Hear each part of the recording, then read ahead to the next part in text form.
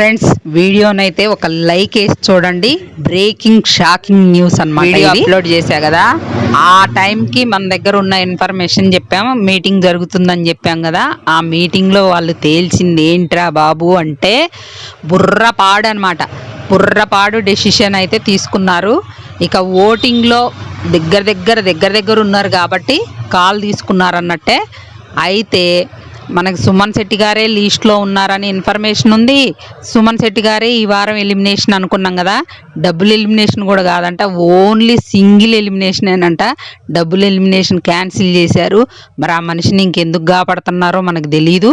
Big boss team మరి ఆయన మీద మనం పర్సనల్గా మనకైతే కోపమేం లేదు, కానీ ఆయన బిగ్ బాస్కి సూట్ కాడబ్బా.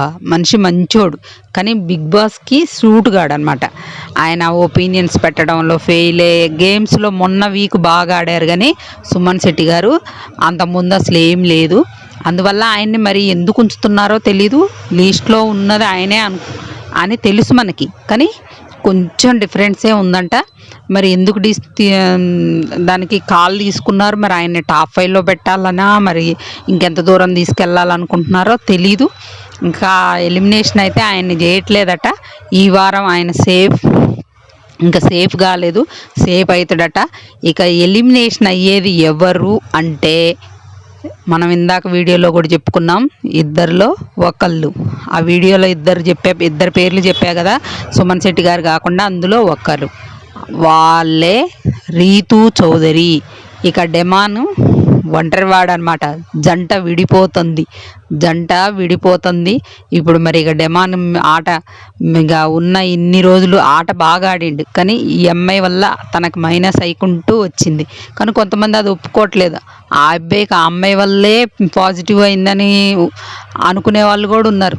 ఆయన వల్లే ఇంకా కొంతమంది నాకు కామెంట్స్ పెట్టారు, తనూజ వల్లే కళ్యాణ్ ఉంటాడట, రీతు వల్లే డెమాన్ హౌస్లో ఉంటున్నారని కామెంట్స్ పెట్టారు. వాళ్ళ వల్ల వీళ్ళు ఉండడం ఏందో, వాళ్ళు ఏమన్నా వీళ్ళ ఆట వాళ్ళు ఆడుతున్నారా, లేకపోతే ఇంకేమన్నా వాళ్ళ మాట వీళ్ళు మాట్లాడుతున్నారా నాకు తెలియదు, కానీ వాళ్ళ ఒపీనియన్ వాళ్ళు చెప్తున్నారు, నా ఒపీనియన్ నేను చెప్తున్నా.